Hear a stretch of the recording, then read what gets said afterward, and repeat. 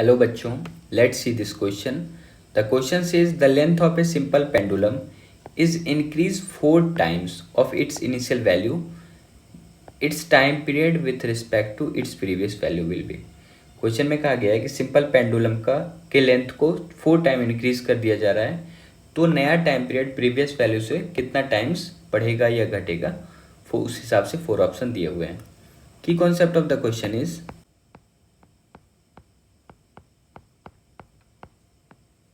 time period of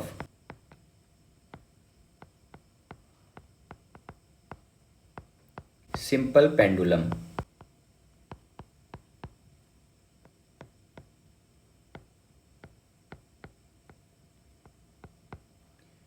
और ये value होता है t इक्वल टू 2π√L/g. यहाँ पे L जो है लेंथ ऑफ पेंडुलम है और g acceleration due to gravity है. तो इसकी कॉन्सेप्ट की हेल्प से हम लोग इस क्वेश्चन को सॉल्व करेंगे. क्वेश्चन में कहा गया है कि पेंडुलम के लेंथ को डबल कर दिया जा रहा है, तो हम लोग दोनों कंडीशन एक साथ देखते हैं. सपोज एक पेंडुलम हम लोग यहाँ पे एज्यूम कर लेते हैं.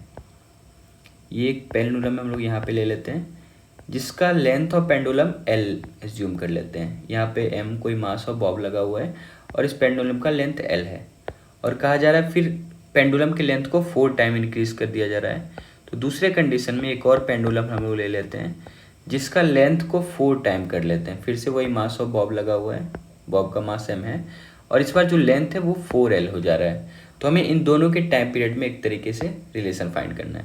अगर आप फर्स्ट कंडीशन में देखो तो इस कंडीशन में टाइम पीरियड इक्वल टू होगा 2π√L/g. इसे हम लोग T1 बोल सकते हैं. ये फर्स्ट वाला कंडीशन है और ये सेकंड वाला कंडीशन है. वैसे अगर हम लोग T2 निकालें तो T2 हम लोग क्या बोल सकते हैं, 2π√L/g. तो इस बार L के जगह हम लोग क्या लिखेंगे, 4L/g.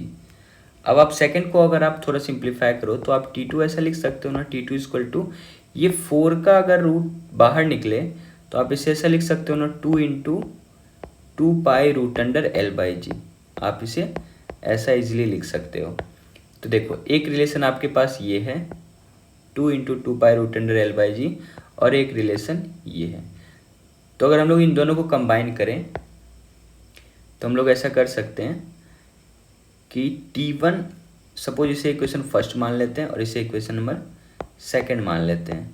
अगर आप इक्वेशन फर्स्ट को डिवाइड करते हो इक्वेशन सेकंड से तो आप ऐसा लिख सकते हो T1 divided by T2 is equal to, यहाँ पे क्या हो जाएगा 2π√L/g हो जाएगा T1 की जगह, और T2 की जगह हम लोग क्या लिख सकते हैं 2 × 2π√L/g.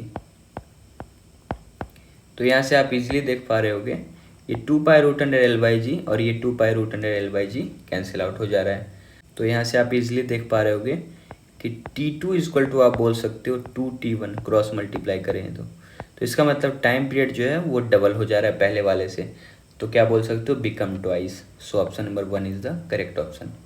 Hope you understood it well. Best of luck. Thank you.